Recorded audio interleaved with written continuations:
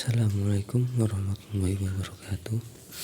Saya Muhammad Azizul Lutfi dari Prodi Mazhawa akan menjelaskan tentang kategori hukum Islam.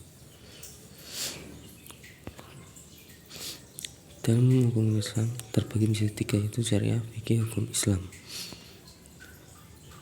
Syariah, yang pertama syariah. Syariah adalah badan hukum agama yang merupakan bagian dari tradisi Islam.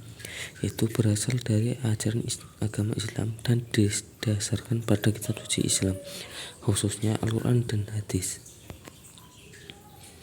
Kedua, fikih.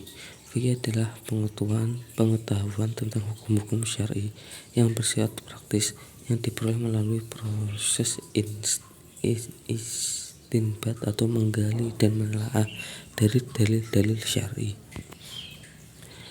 Yang ketiga, hukum Islam. Hukum Islam atau bisa disebut juga syariah merupakan suatu kaidah yang berlandaskan kepada wahyu Allah Subhanahu wa Ta'ala berupa Al-Quran dan juga sunnah-sunnah Rasul ataupun hadis. Sumber-sumber hukum Islam. Sumber-sumber hukum Islam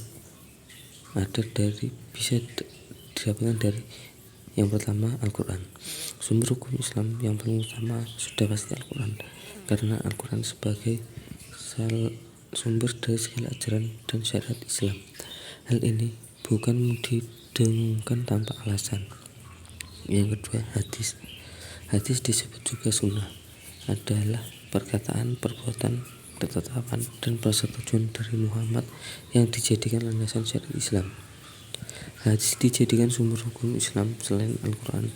Dalam hal ini, kedudukan hadis merupakan sumber hukum kedua setelah Al-Quran. Ijma' menurut istilah diartikan sebagai kebulatan pendapat seluruh ahli ijtihad sesuai wafatnya Rasulullah SAW pada suatu masa atas sesuatu hukum syara'. Produk hukum Islam yang telah berkembang dan berlaku di Indonesia yaitu fikih, fatwa ulama, hakim, keputusan pengadilan, jurisprudensi, dan perundang-undangan. Sekian presentasi dari saya, kurang lebihnya mohon maaf. Wassalamualaikum warahmatullahi wabarakatuh.